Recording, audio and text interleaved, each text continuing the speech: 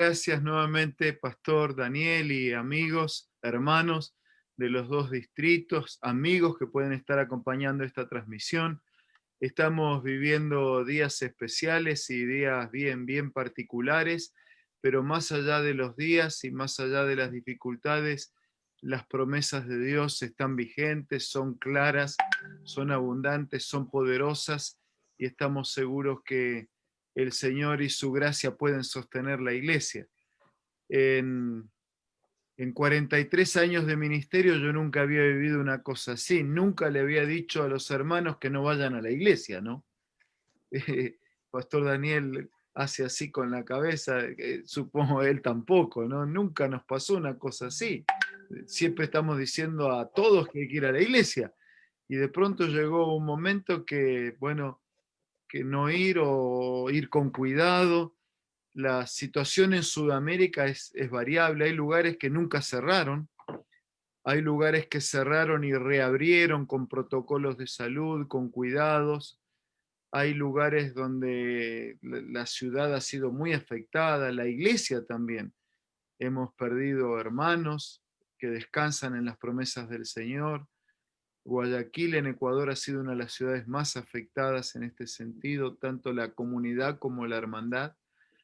Pero la fe está firme en las promesas y más allá de lo que tenemos que enfrentar, esperamos que la iglesia pueda salir más fuerte de esta situación, más espiritual, más misionera, con más sentido de urgencia. Yo sé también que algunos, aún con los cuidados que toman, están haciendo su parte, ¿no? Dios, no tenemos un Dios distante, es un Dios distinto, pero no distante.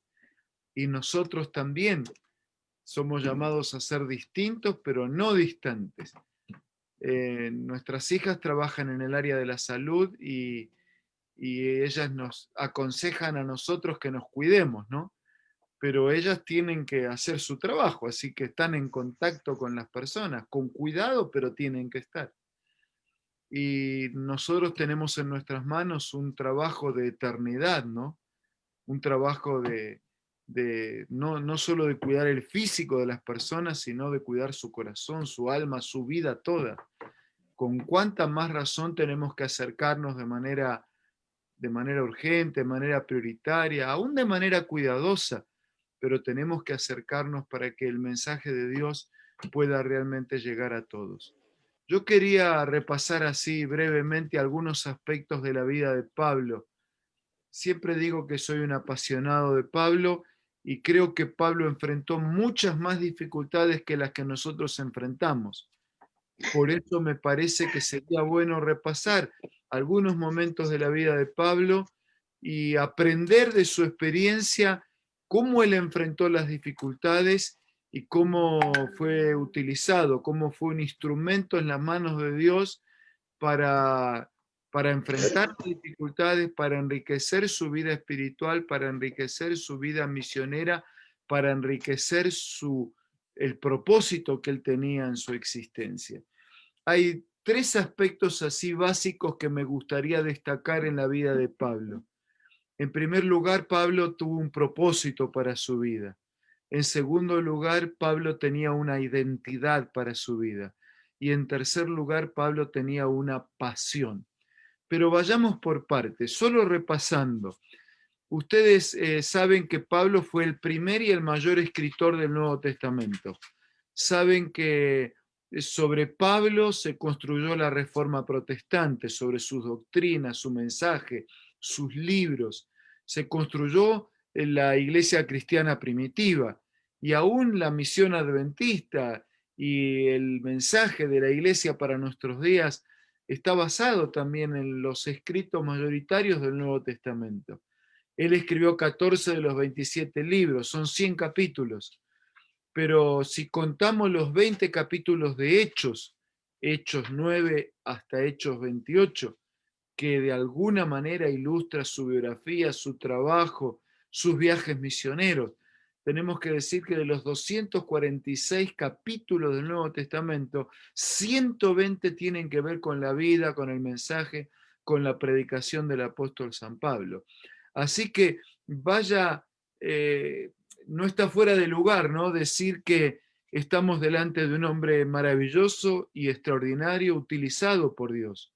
Elena de Huay dice que su voz resuena a través de los siglos y que sigue siendo un ejemplo vivo que todo creyente debería imitar. Un predicador inglés, Leonard Ravenhill, hablando de él, dice: mientras Pablo vivía, el diablo no tuvo paz. O sea, mire, a tal punto vivió refugiado en Jesús que logró poner nervioso al diablo, ¿no? No sé si nosotros lo ponemos nervioso al diablo, me parece que el diablo nos pone nervioso a nosotros, pero no era un acto, no es una declaración así de soberbia, ¿no? Sino una declaración de reconocimiento a la vida que estaba escondida en Dios. Vamos por parte en este repaso. La vida espiritual y la vida misionera de Pablo había comenzado de alguna manera antes de su encuentro con Cristo a la entrada a Damasco. Él era una persona religiosa. De hecho, él estudió a los pies de Gamaliel, así que él participó de la mejor universidad de sus días. Pablo era una persona erudita, sabía 4 idiomas, tenía conocimiento de las cosas religiosas, pero tenía un conocimiento errado de las cosas religiosas. Él iba en dirección opuesta al plan del Señor. Su fe y su práctica de principios religiosos no armonizaban con lo que Dios quería para él.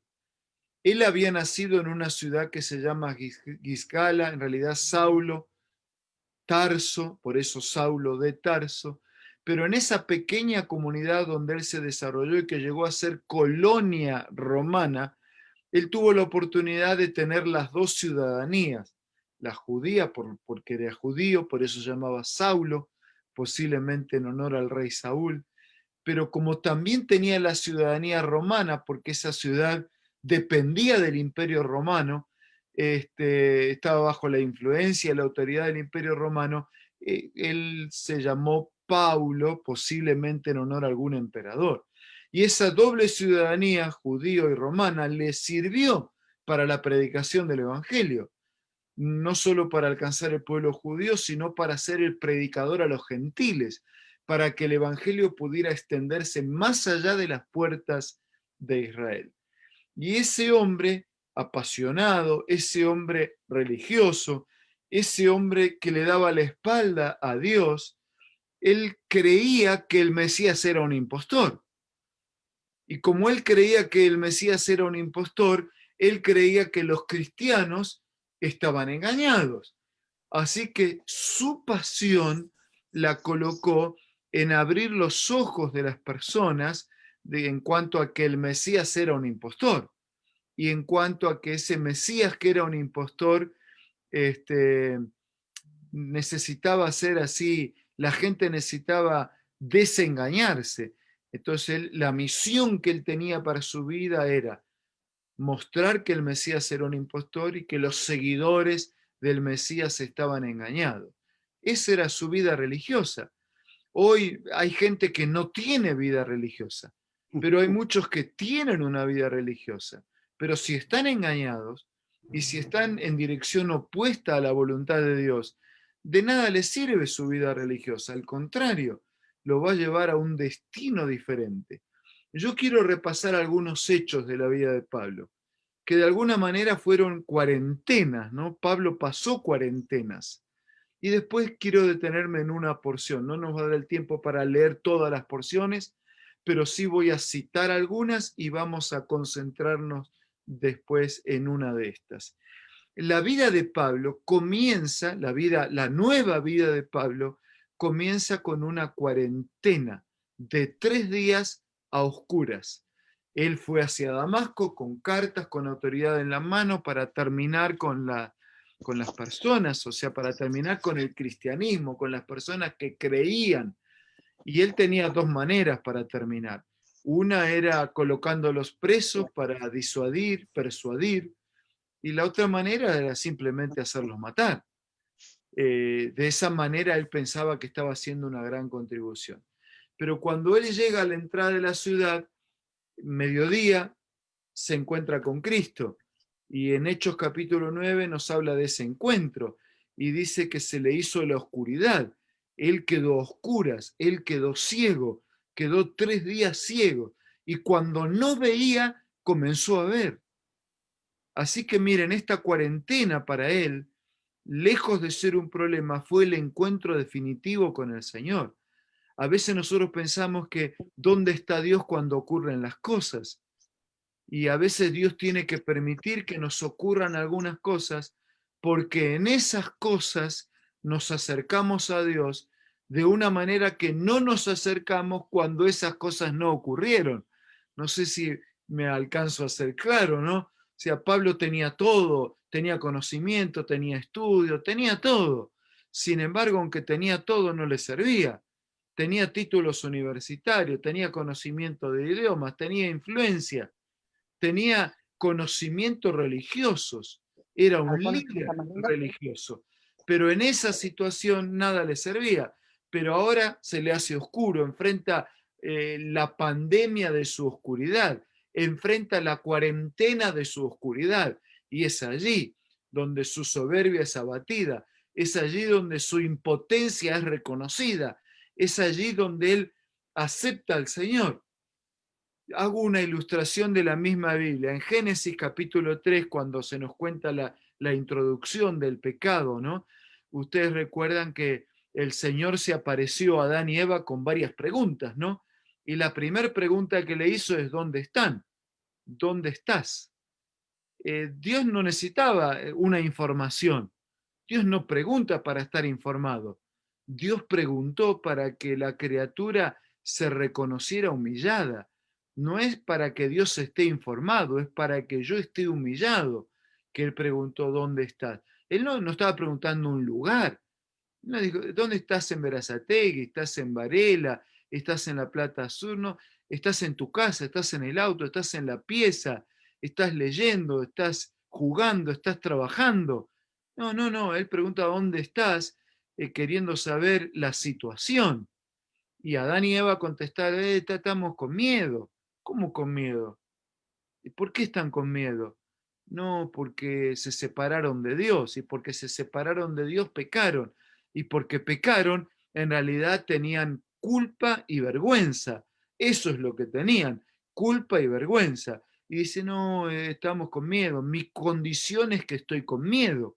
Y el Señor siguió haciendo preguntas, y en esas preguntas que el Señor siguió haciendo, dijo: ¿pero qué pasó? ¿Comieron de lo que yo le dije que no había que comer? O sea, se separaron de mí y están mejor porque se separaron de mí. Y a la mujer le preguntó: ¿y qué hiciste? Pero ellos, Adán y Eva, ustedes saben, ¿no? Empezaron a dar vueltas. En lugar de decir: nos separamos, pecamos, estamos mal, Señor, ¿qué solución tengo para mi problema? Empezaron a dar vueltas, excusas, y en el fondo de las excusas le terminan echando la culpa a Dios. Dice: no, la mujer que me diste, no, la serpiente que creaste, como muchos hacen hoy también. Piensan que esta situación es algo que Dios mandó, y Dios no manda el mal, Dios no manda la enfermedad. Ahora, Dios puede permitir y permite situaciones para que en esas situaciones nosotros hagamos lo que podríamos haber hecho en otro momento, no hicimos. Y eso que Adán y Eva tuvieron que entender con dolor es lo que entendió también Pablo. Pablo, en esa ceguera, en esa oscuridad, en esa pandemia de aflicción, en esa cuarentena de aflicción, ya desde el comienzo, ¿no? Pablo no se anduvo con vueltas, no se anduvo con excusas. Pablo, la pregunta que yo hice hace un ratito es la que Dios hizo. Ahora Pablo es el que le pregunta a Dios. Y primero le pregunta: ¿quién eres? Bueno, yo soy Jesús, el que tú persigues. Ah, no, pero yo estaba equivocado entonces. Yo pensé que estaba haciendo una contribución persiguiendo a los engañados. Pero si tú eres a quien yo persigo, entonces tengo otra pregunta. Y esa pregunta llegó a definir el propósito de su vida. La pregunta de Pablo fue Hechos 9:6: Señor, ¿qué quieres que yo haga? Esa fue la pregunta de Pablo. Señor, ¿qué quieres que yo haga? Y desde allí en adelante, lo vamos a ver un poquito más adelante en nuestra reflexión, Pablo contestó, su vida fue una respuesta a esta pregunta. Señor, ¿qué quieres que yo haga? Señor, ¿qué quieres que yo haga? Dijo, bueno, ahora tienes que ir allá, en la casa, y después se te va a decir lo que tienes que hacer. Y estuvo 3 días en la oscuridad, y después se levantó y fue bautizado, porque aceptó al Señor, aceptó su compromiso con Cristo y su compromiso con la misión. Y lo aceptó tan apasionadamente que Él es el que escribía después que ya no vivo yo, mas vive Cristo en mí.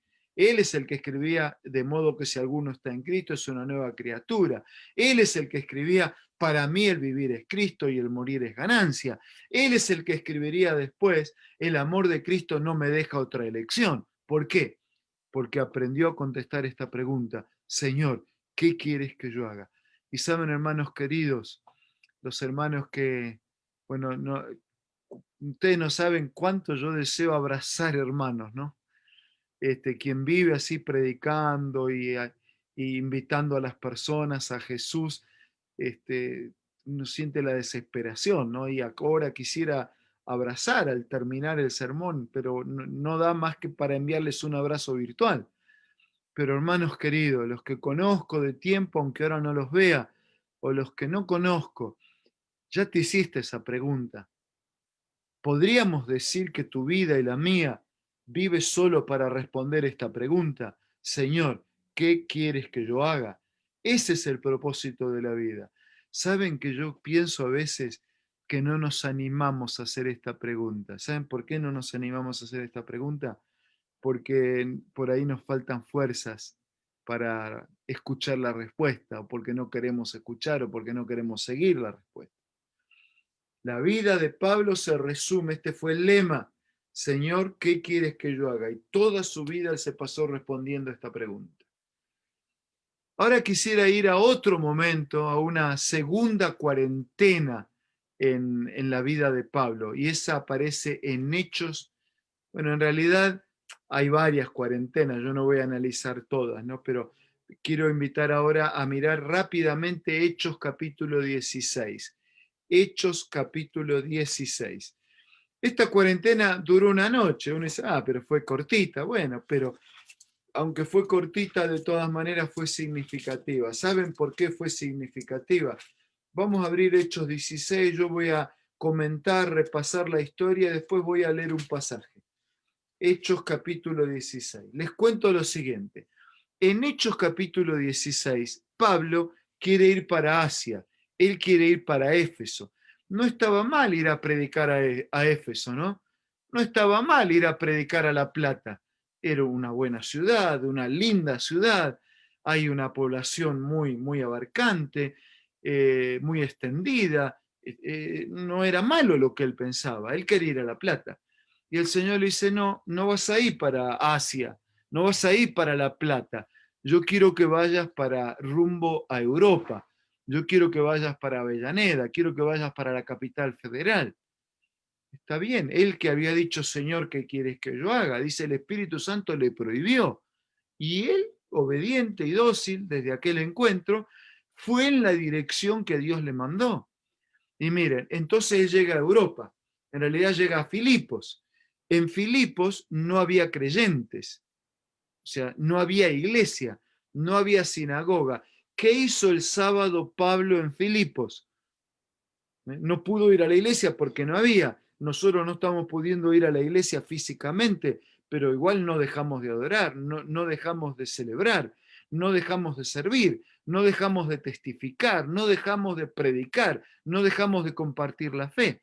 No, Pablo no había una iglesia, pero se fue al río. ¿Por qué se fue al río? No fue a pescar, no fue a pasear. Fue al río porque en el río había lugares que se llamaban los lugares de oración. Entonces él dice, allá debe haber gente que está orando. Fue allá para de alguna manera poder testificar. Y entre los que oraban encontró una mujer que se llamaba Lidia. Lidia era una empresaria rica de Tiatira, trabajaba con púrpura. La púrpura era el tejido que utilizaban los reyes, la gente adinerada. Era una buena empresaria, tenía una buena empresa, pero esa mujer estaba buscando a Dios. Y Pablo fue el instrumento utilizado para que esa mujer se contactara finalmente con Dios, y no solo ella, la familia, y su casa y su familia se transformaron en la primera iglesia de Europa, porque Pablo no fue para Éfeso, para Asia, donde quería, sino que fue para Europa, donde Dios quiso que vaya. Cuando él salió de esa situación, él curó a una chica endemoniada. Y curar a la chica endemoniada es tirarle pimienta a los ojos del diablo, ¿no? Entonces dice que los dueños se enojaron porque estropearon el negocio que hacían con esta chica, el negocio lucrativo. Y el diablo se enojó porque estropeó su negocio. ¿Cuál era el negocio del diablo? Engañar a las personas. Pero esta chica y su familia fueron la segunda familia alcanzada por el Evangelio. Resumiendo estos dos hechos, ¿dónde termina Pablo y su compañero Silas? En la cárcel, en la cárcel. ¿Y qué hacen dos predicadores en la cárcel? Alguno podría resentirse, estoy acá por predicar, no me envió a predicar. Yo quería ir para Asia, el Señor dijo que venga acá y estoy en una cárcel. ¿Cómo predico en una cárcel?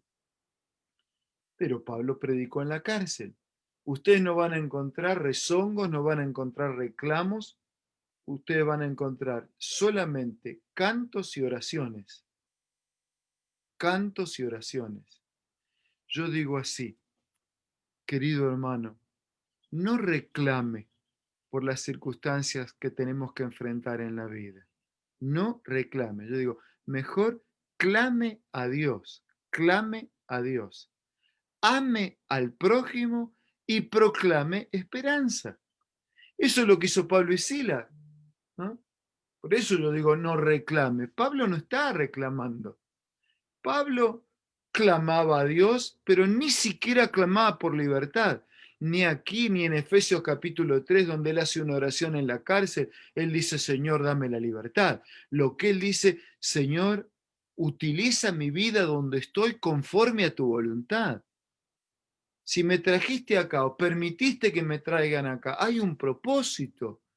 Él enfrenta una crisis. La crisis ahora es la prisión. Enfrentó muchas prisiones, como enfrentó piedras, lo apedrearon como en 8 ciudades. Pero él no se preocupa por las piedras. Él queda manchado por una piedra, se seca la túnica, el vestido, el traje, la corbata con la mancha de sangre y sigue predicando. Él no dice, ¿para qué el Señor? No, él dice, ¿por qué permitió esto? Perdón, él no se pregunta por qué permitió esto, él se pregunta para qué, para dar testimonio. Así que con las manchas de sangre en su ropa, él sigue predicando. Está preso y sigue predicando. Canta y ora. Ustedes se imaginan los presos, ¿no? Las prisiones no son lugares así donde surgen las mejores melodías. Algunos de ustedes han tenido la oportunidad de visitar las cárceles. Eh, Hemos tenido muchas veces la oportunidad. La última vez que estuve fue fin del año pasado en Asunción del Paraguay, donde tenemos adentro de una cárcel inmensa, toda una iglesia que se llama Pabellón de Esperanza. O sea, no hay cantos, no hay una melodía musical en una cárcel como algo común, natural. Ustedes pueden pensar los presos en esa noche escuchando a estos dos, orando y cantando cánticos angelicales. De pronto hay un terremoto. ¿Y qué habría hecho usted en el terremoto? Ah, pero Dios permitió, mandó el terremoto para que yo me escape, pero no, él no se escapó.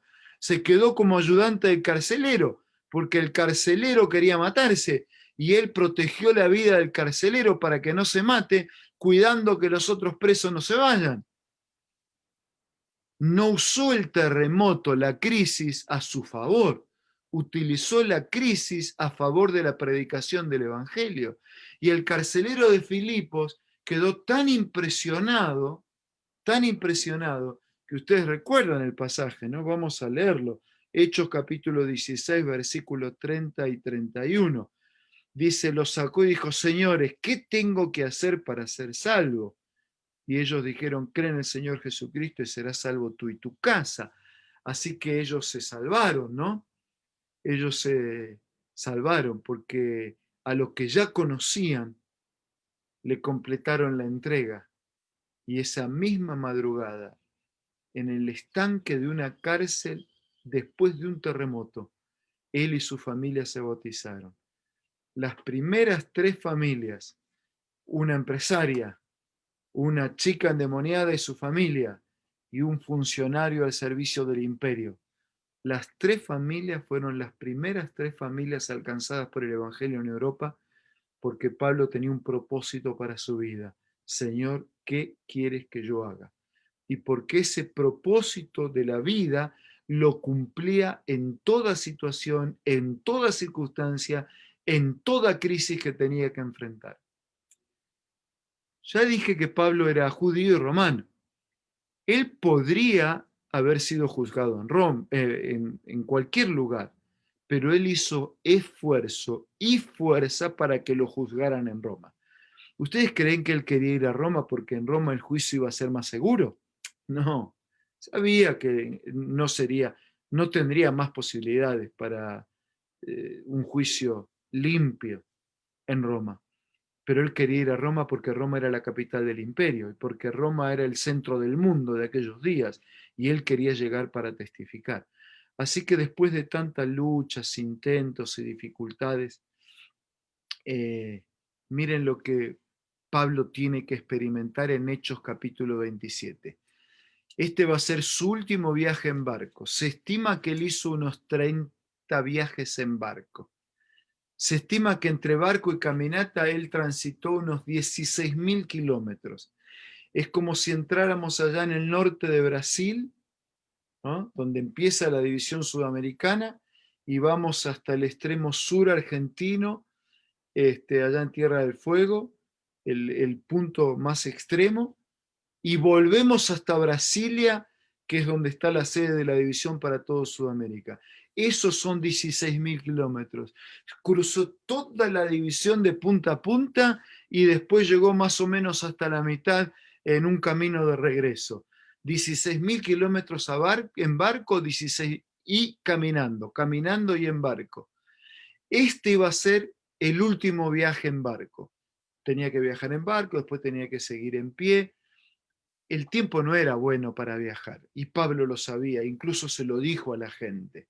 Yo les dije, era mejor no viajar. Pero ¿quién le va a hacer caso a un viejo, prisionero, enfermo, esclavo? Quedó con consecuencias en la visión para toda la vida. Estaba encadenado a un soldado y sobrevino tal tormenta y tal tempestad que dice Hechos capítulo 27 que quedaron a la deriva 14 días a la deriva, en un barco pequeño de aquellos días. La madera crujía, dice Elena de Huay, el mástil se había roto. La Biblia dice, perdimos toda esperanza de quedar con vida. Y ustedes tienen allí un hombre enfermo, un hombre encadenado, un hombre viejito, 276 personas en el barco. Y el que se para hablar es este. ¿Con qué coraje? ¿Con qué valor?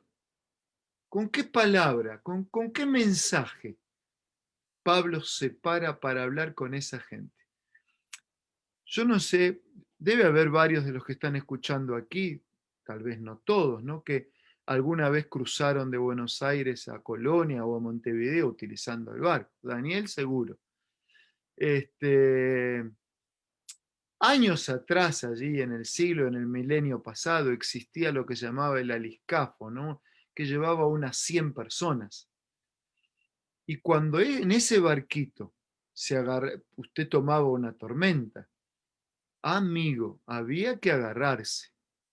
Y tanto era el asunto que la misma empresa tenía bolsitas de nylon con algodón empapado en alcohol, que algunos utilizaban aquí para evitar descomponerse en esas situaciones de mareos. Ahora ustedes se imaginan a Pablo enfermo, encadenado, tirado de acá para allá en un barquito, noches sin ver estrella, días sin ver el sol, sin comer. ¿Qué había para comer en toda esa crisis y dificultad? Estaban al borde de la muerte y este hombre se para. Miren, Hechos capítulo 27. Hechos capítulo 27, versículos 21 en adelante. Entonces Pablo, como hacía ya mucho tiempo que no comíamos, puesto en pie en medio de ellos, le dijo: habría sido por cierto conveniente haberme oído y no zarpar de Creta tan solo para recibir este perjuicio y pérdida. Pero ahora los exhorto a tener buen ánimo, porque no habrá ninguna pérdida de vida entre vosotros, sino solamente la nave. Y no cierre la Biblia si la tiene allí, porque vamos a seguir leyendo. Pero yo retomo. Dice Pablo, dice, tengan buen ánimo. Él, el viejito, el enfermo, el encadenado. ¿Quién va a escuchar a un preso que hasta en el temporal lo tienen encadenado? ¿Qué será? El peor de los delincuentes, el peor de los criminales. ¿Qué habrá hecho en la vida? No se acerquen, cuidado, no sea que con las cadenas, no sé, te golpee, te lastime. Y este se para y dice: señores, tengan buen ánimo. Nadie va a perder la vida acá. Lo miró al dueño del barco y le dijo: para usted no tengo esperanza en cuanto al barco, ¿no? Tengo esperanza con la vida, pero el barco, amigo, se acabó tu negocio con este barco. Pero la vida de todos será preservada. Ahora miren cómo sigue hablando Pablo, dice así: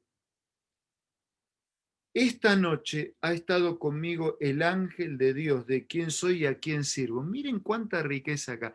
Esta noche estuvo el ángel de Dios, o sea, estuvo Dios con él. Esta noche, ayer, a la mañana, antes de ayer, todos los días desde que se encontró, Pablo vivía en la presencia de Dios. Estuvo conmigo Dios. Yo estoy con Dios. La vida de Pablo era de Cristo, porque Cristo era la vida de Pablo. Y Pablo tiene aquí, nos muestra no solo su propósito, Señor, ¿qué quieres que yo haga?, sino que nos muestra aquí su identidad y también su pasión.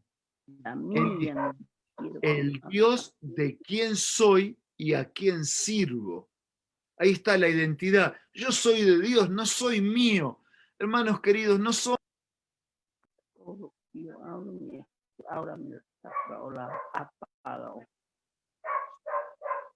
Perdón, creo que se perdió mi sonido, pero se recuperó ahora, ¿verdad? ¿Ok? El Dios de quien soy, hay una identidad, hay una pertenencia. Nosotros no somos nuestros, somos de Dios, somos propiedad de Dios. Usted cuida lo que es suyo, ¿verdad? Por más que sea poco, por más que sea pequeño, lo cuida. ¿Cómo Dios no va a cuidar nuestra vida si somos de Él? Somos su propiedad por creación, somos su propiedad por redención, somos su propiedad por adopción. Él cuida de nosotros. El Dios de quien soy, identidad, yo soy hijo de Dios, pertenezco a Dios, soy propiedad de Dios. Después dice, el Dios de quien soy y a quien sirvo.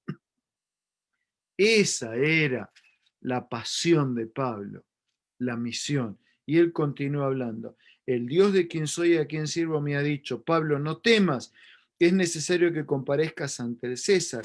Además, Dios te ha concedido todos los que navegan contigo. Por tanto, tened buen ánimo, porque yo confío en Dios que será así como se me ha dicho. Con todo es necesario que quedemos en alguna isla. Y al llegar la 14ª noche, y siendo llevado a través del mar Adriático, a la medianoche los marineros sospecharon que estaban cerca de tierra, etcétera, etcétera. Y llegaron a esa isla y Pablo tuvo que curar al padre del jefe, del líder de esa isla, y después siguieron su camino, y después llegó a Roma y la vida continuó, y yo voy a continuar enseguida con eso, pero déjenme repasar la identidad de Pablo, el Dios de quien soy, y la misión, la pasión de Pablo, el Dios a quien sirvo. Por eso él dice: ay de mí si no anuncio el Evangelio. Y él dice: ¿saben qué? Si yo anuncio el Evangelio, no tengo de qué gloriarme, porque me es impuesta necesidad. O sea, compartir el Evangelio, hermanos, no es optativo, es imperativo, es una necesidad. El mundo necesita esperanza, usted y yo tenemos esperanza. Si no se la damos nosotros, ¿quién se la va a dar? El canal, el noticiero, ¿quién se la va a dar? El político, el juez, la policía. Cada uno puede hacer y puede ayudar poco, mucho o nada, pero quien va a dar la ayuda trascendente es Dios. y nosotros tenemos lo que Dios nos dio para nosotros para que lo compartamos con otros. Por eso Pablo dice, ay de mí si no anuncio el Evangelio.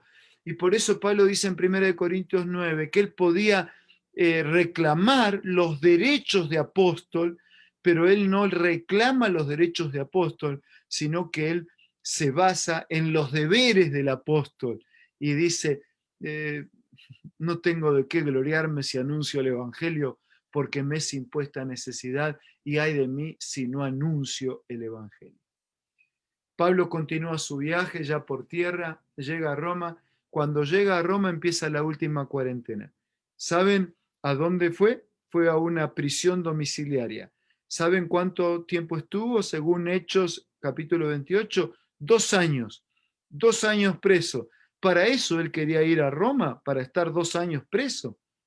No quería él para predicar y testificar, pero estuvo 2 años preso. Pero mientras estuvo preso, él le predicaba a los soldados, 4 soldados por día que lo custodiaban, con turnos de 6 horas.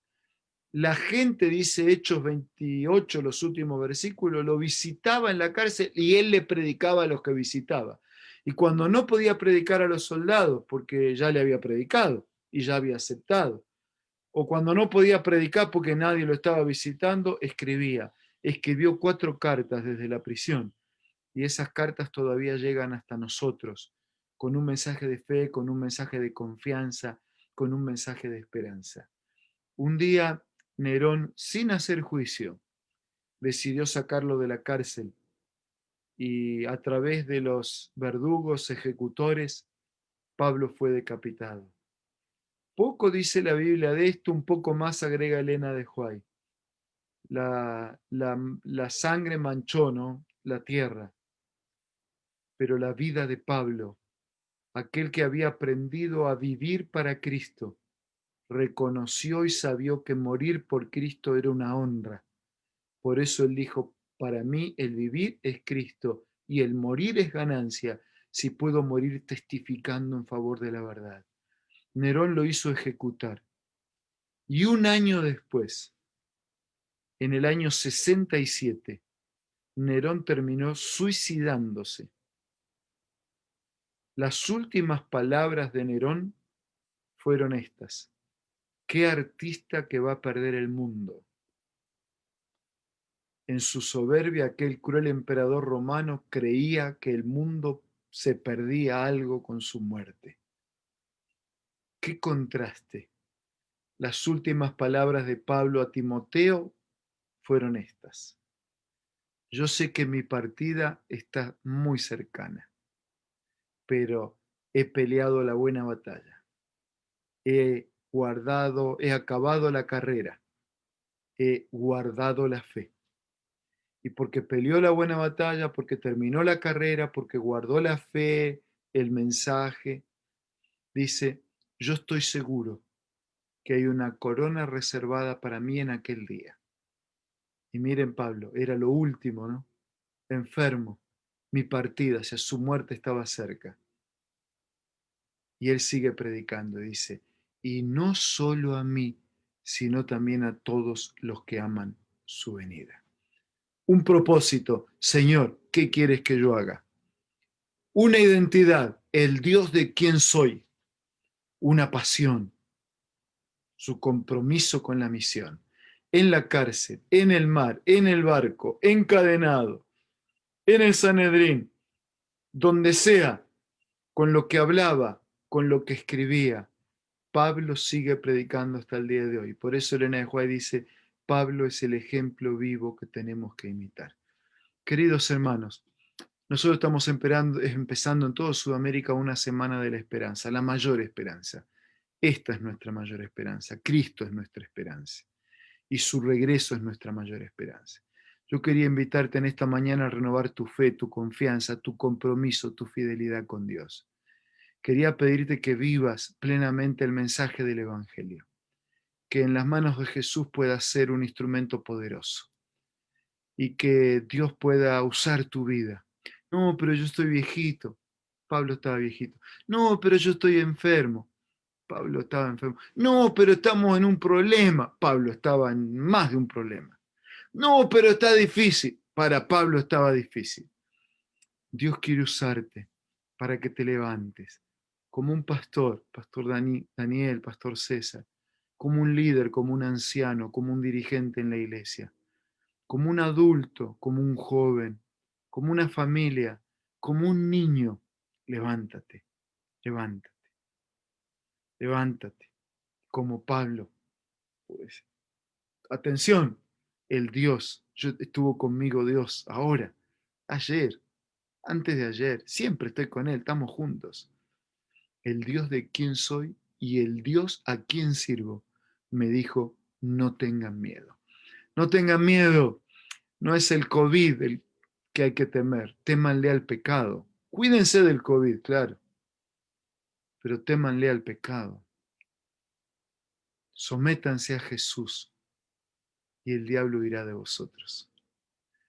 Allá volviendo a la ilustración de la Biblia del Edén, Jesús le dijo a aquellos, a Adán y Eva, que iba a poner enemistad, ¿no? Entre ellos, la simiente de ellos y el enemigo, pero que un día el Señor iba a aplastar definitivamente al enemigo.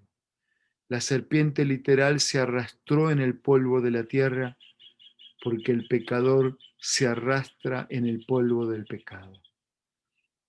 La serpiente puede herirte en el calcañar, pero Dios vendrá para deshacer las obras del diablo y es en la cabeza que será ejecutada para siempre. Quería invitarte a que reconsagres tu vida a Dios, tu vida de comunión, tu vida de relacionamiento, tu vida de misión. Señor, ¿qué quieres que yo haga? Que ese sea tu lema, que tu identidad, el Dios de quien soy, somos de Dios, y que nuestra misión, nuestra pasión, sea compartir esta bendita esperanza hasta que Jesús regrese.